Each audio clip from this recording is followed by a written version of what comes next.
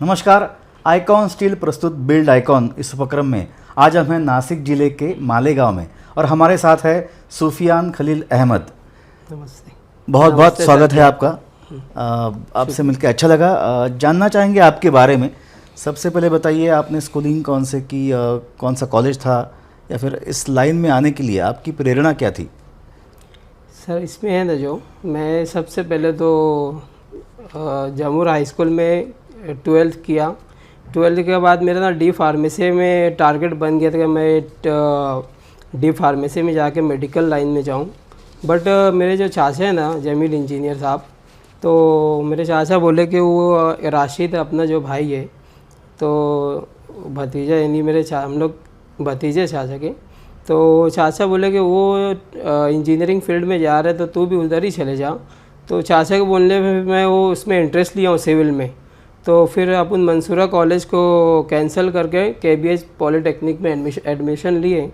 Admission लेने के बाद फिर वहाँ से तो अब मेरा तो 12th के बाद डायरेक्ट सेकेंड ईयर में एडमिशन हो रहा था, लेकिन मैं फर्स्ट ईयर में इसलिए गया कि अपने को टोटली बेसिक से सीखना था, टेक्निकल। तो उस लाइन में जाने के, उस लाइन में इसलिए गए अपन कि सिविल लाइन में स्कोप बहुत ज़्यादा है। जैसे अगर दैट मीन्स अगर अपन सिविल का सर्टिफिकेट ले लिए, सिविल का सर्टिफिकेट लेने के बाद आप उसमें अपन अपना बिल्डिंग, बंगलो, इंडस्ट्रियल, उसके बाद ड्राफ्ट में इंट्रॉसमेंट भी कर सकते हैं। उसके बाद जो गवर्नमेंट ठेका रहता है रोड का, गटर का, और भी जो है XYZ जो है, तो इसमें स्कोप भी था। और प्लस इसमें इंटरेस्ट इसलिए कि उसमें होटल्स है, बंगलो है, इंडस्ट्रियल है, गटर है, बंगलो है, तो इसमें ना अलग अलग चीज़ और सीखने को मिलती है, टेक्निकल चीज़। तो इसमें जो लोड के ऊपर भी डिपेंड रहता है, जैसे कि सलिया वगैरह कैसा यूज़ करना है।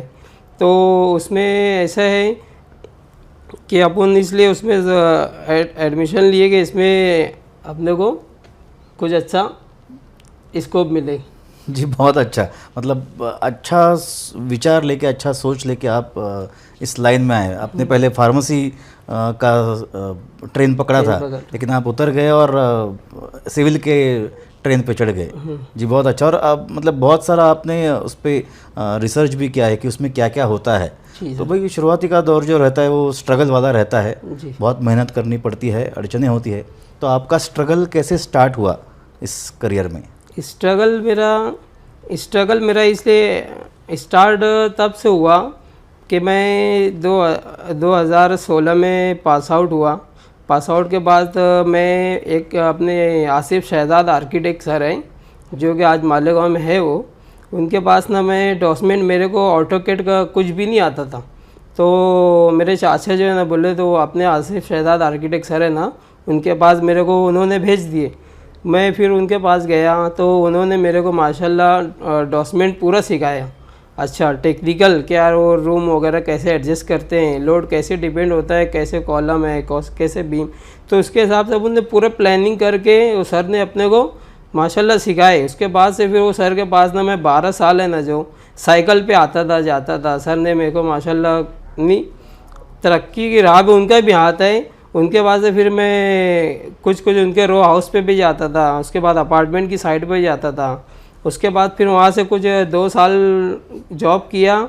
उसके बाद वहाँ से फिर मैं 2018 में अपने मसूद गुलनार सर के पास आया। मसूद गुलनार सर डायरेक्ट मेरे को टेक्निकल फील्ड में डाल दिए कि तुम जाओ डायरेक्ट साइट वगैरह संभालो। तो जो मैं आसिफ शहजाद आर्किटेक्ट के सर के पास जो सीखा था, वही यहाँ पे साइट पर आके फॉलो अप करा। तो सर ने अपना एक्सपीरियंस देखकर तो वो और अपने को बढ़ावा देते गए। तो कुछ साइटें अपने पास है ना, जो 6-7 साइट थी अपने अंडर में देते रहे। उसके बाद से मैं निकला वहाँ से, और इसलिए कि यार मैं बोला अब इससे अपने गांव में, मालेगांव में साइड में ना, सिटी में तो 2-3 मंजिला 4 मंजिला बिल्डिंग रहती है। फिर वहाँ से मैं निकला कि यार अब अपने को थोड़ी अब तकलीफ़ हो रही है पैसे की, मनी की, क्योंकि वो टाइम में जो है पेमेंट वगैरह 4-5 हज़ार रुपये महीने थी। तो वहाँ से निकले तो फिर अपन यहाँ योगेश शर्मा के पास कुछ जॉब किए। फिर ये सरजीराव पवार सर हैं, ये जो अपन पवेलियन होटल में बैठे था, यहाँ पे 3 स्लैब तक के मैं था।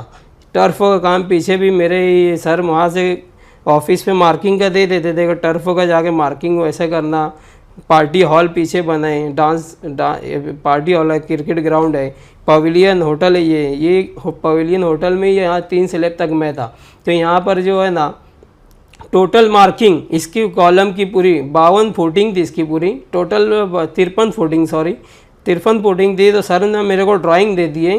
तो मैं जो आसिफ शहजाद सर के पास, मसूद गुलनार सर के पास और जो योगेश शर्मा सर के पास जो सीख कर आया, तो वही टेक्निकल इधर किया। तो सर ने मेरा एक्सपीरियंस देख के वो बस दिन में 1-2 राउंड मारते थे और बाकी मेरे भरोसे पूरी बिल्डिंग के भरोसे के सुफियान गलत काम नहीं करेंगे, पूरा सेंटर लाइन बरोबर देंगे। तब नारायण अप्पा साहब हम लोग साथ में ये मार्किंग किए और अल्हम्दुलिल्लाह 3 स्लैब तक यहाँ पे काम किया मैं। जी बहुत अच्छा, मतलब ये बहुत अच्छा लगता है जिस साइट पे आपने काम किया हो उसी साइट पे बैठ के आज आप मतलब इंटरव्यू नहीं बोल सकते, आपकी सक्सेस स्टोरी हमारे दोस्तों को बता रहे हैं। ये बहुत अच्छी बात है, मतलब आपके लिए भी ये बहुत गर्व की बात होगी।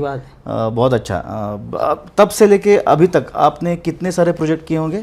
सर मैं 100+ कर चुका हूँ सर।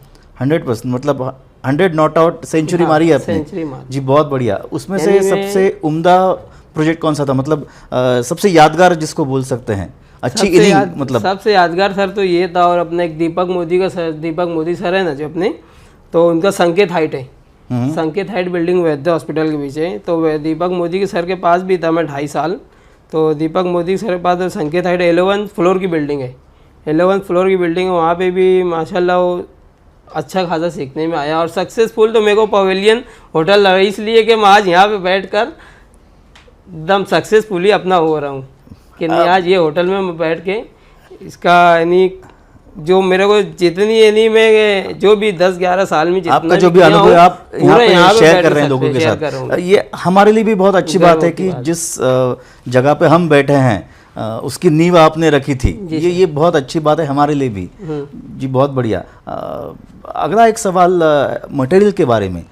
जब आप मटेरियल यूज़ करते हैं, इस्तेमाल करते हैं, उसको सिलेक्ट करते हैं, तब आप क्या क्या उसमें चेक करते हैं? भाई कैसे होना चाहिए, क्या क्वालिटी रहनी चाहिए आपके हिसाब से, बताएंगे? सबसे मेन बात तो सर है ना, जो पूरे स्ट्रक्चर में रहता है, इस पूरे स्ट्रक्चर में सबसे मेन जो रहता है डिपेंड बिल्डिंग के लोड का, तो रहता है वो सलिया ना। अब सलिए में जो ऐसा रहता है ना, उसमें रहता है कि डक्टिलिटी उसकी जो चेक करते हैं अपन। तो अभी ये अपना जैसे बेंड करते हैं, बार को अपन बेंड करते हैं, तो कुछ जगह ऐसा रहता है ना, कुछ जगह जैसे हार्ड मटेरियल्स आ जाते हैं। हार्ड मटेरियल जैसे अपन है ना उसको बेंड करते हैं ना ड्रेसिंग, तो वो क्रैक हो जाता है। तो और भी अपन कपिला का और भी दूसरा स्टील यूज़ किए, कुछ जगह उसमें देखिए कि उसमें क्रैकिंग आए, तो उसको कैंसिल करके अपन आइकॉन में इसलिए यूज़ कर रहे ना, उसकी जो ड्यूरेबिलिटी डक्टिलिटी जो है ना उसकी और स्ट्रेंथ उसकी है ना अच्छी है। और जैसे अपन उसको बेंड करते हैं ना, उसकी फ्लेक्सिबिलिटी ऐसी है कि जैसे उसको अपन वो जो रिंग पाना और जो आता है ना, जैसे ही बेंड करते हैं ना उसका निशान तक के नहीं दिखता उसके ऊपर। तो आपने आइकॉन स्टील इस्तेमाल किया है आपके साइट पे? जी, मेरे टोटल साइट पे वही जाता है। अच्छा, तो लगभग सारे साइट पे आपने आइकॉन स्टील यूज़ किया है, तो उसका क्वालिटी तो आपने बताया। शुरू में पहले मैं कपिला का और ये जो राजौरी है और एक तो अपना जो टाटा स्टील है वो बंद हो चुके ज़्यादा, वो ऑर्डर पे आते हैं, वो भी यूज़ किया। लेकिन उससे ज़्यादा क्योंकि ये देखो रेट में भी ज़्यादा है टाटा का स्टील और ये जो राजौरी भी, उससे बेहतर अपने को ये पड़ता है, रेट में भी मुनासिब है और इसकी डक्टिलिटी ड्यूरेबिलिटी भी अच्छी है, स्ट्रेंथ भी अच्छी है उसकी। बहुत अच्छा। अगला एक सवाल ये रहेगा, आपका अच्छा अनुभव है, आपने बहुत सीखा है इसमें और आप अच्छा काम कर रहे हैं, तो आपका एक विज़न क्या है अगले 10-15 साल में? आप आपके मालेगांव को, आपके नासिक ज़िले को आप कैसे देखना चाहोगे? जी सर, इस पे तो मालेगांव को तो अब ज़िला बन जाना चाहिए। अपन आगे तो यही सोच रहे कि मालेगांव ज़िला बन जाए, है ना। ज़िला बनेगा कैसे कि जैसे अब यहाँ पे डेवलपमेंट ज़्यादा शुरू हो गए, रोड का, गटर का, और भी जो हॉस्पिटल्स वगैरह है ना। तो अब मालेगांव को अपन ऐसा देखना चाहते हैं कि वो बॉम्बे हो गया, पूना हो गया और अदर कंट्री बोले तो दुबई वगैरह हो गया, और अपना बाहर कंट्री में जो है कनाडा हो गया और इतना ये चाइना वगैरह, वो वैसी कंट्री सोच रहे हैं। बहुत बढ़िया सोच है आपकी, और ऐसा होना भी चाहिए मालेगांव में या फिर हर एक शहर में अपने भारत देश में। सर, आपका विजन अच्छा है। इसमें प्रशासन की क्या हेल्प लगेगी आपको, या फिर क्या है उनको करना चाहिए ये बदलाव लाने के लिए? प्रशासन से तो बस यही है कि जो एक दूसरे से लड़ते हैं जो, वो चीज़ नहीं रहना चाहिए। जैसे अब अगर अपना मालेगांव या भारत अगर तरक्की पे राह पे जा रहे तो उसका साथ देना चाहिए। अब साथ ऐसे तो एक दूसरे मिलजुल कर रहेंगे तभी अपन भारत को आगे कर सकते हैं। अब भारत कैसे आगे होगा कि जो बाहर से अपना मंत्रालय से और जो भी ऊपर से जो काम लेकर आते हैं प्रशासन से, तो प्रशासन जो काम ऐसे लोगों को दे कि वो जो ये फील्ड में रह चुके हैं और वो टेक्निकल जानते हैं कि जैसे अगर एक बार स्ट्रक्चर खड़ा कर दिया जाए तो बार बार वही काम नहीं करना है। एक बार खड़ा हो गया तो 100 साल की गारंटी। तो उसके हिसाब से ऐसे लोगों को काम दिया जाए कि वो काम करे, ऐसा ना कि यार वो काम लेकर पैसा लेकर चेक निकाल के जी बहुत बढ़िया। वो हिसाब से कि ऐसे लोगों को काम दे के काम भी फास्ट हो, टेक्निकल भी हो, कि आगे फ्यूचर में पब्लिक को भी नुकसान ना और ना देश को नुकसान हो। बहुत अच्छा। मतलब जिसको अनुभव है उसी को काम मिलना चाहिए ताकि डेवलपमेंट और अच्छा हो, फास्ट हो। ज़्यादा एक आखिरी सवाल, लेकिन अहम सवाल जिसको बोल सकते हैं, आपका बड़ा तजुर्बा है, बड़ा अनुभव है, अच्छा काम किया है आपने अभी तक, और हमारे जो नए सिविल दोस्त हैं इस लाइन में आ रहे हैं, तो उनके लिए आपकी क्या सलाह रहेगी, आपका एक क्या मशवरा रहेगा उनके लिए?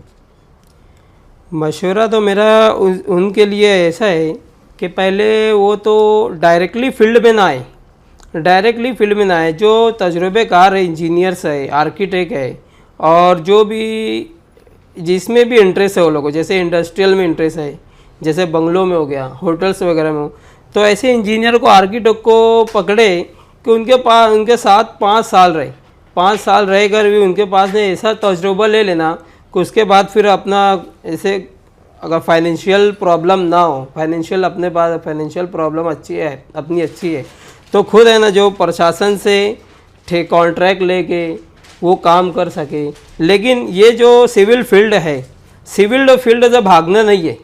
ये सिविल फील्ड ऐसी है कि शुरू में अपने को होगी तकलीफ़, बहुत ज़्यादा तकलीफ। जो स्ट्रगल मैं उठाया हूँ ना, तो मैं आज बताने बैठूँ तो रो दूंगा मैं।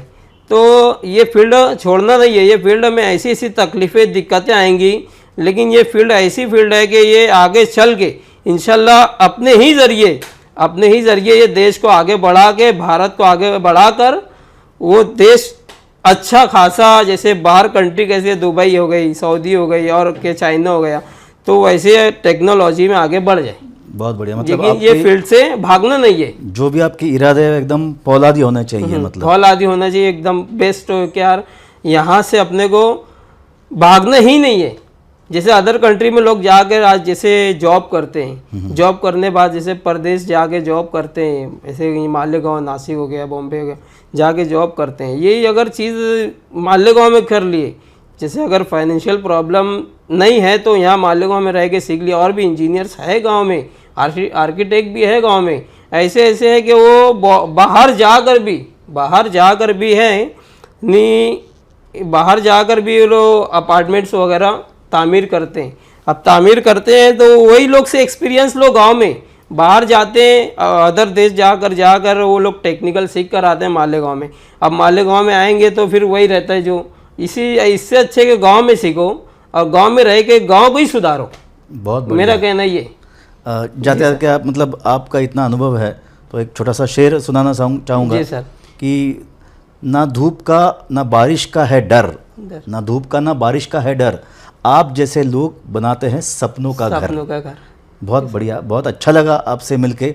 बहुत इन डिटेल आपने बताया, आपका अनुभव शेयर किया इस बिल्ट आइकॉन प्लेटफॉर्म पे। आइकॉन स्टील की तरफ से आपको ढेर सारी आइकॉनिक शुभकामनाएं, और ऐसे ही बड़े बड़े प्रोजेक्ट आप बनाते रहिए इंशाल्लाह। All the best. Thank you.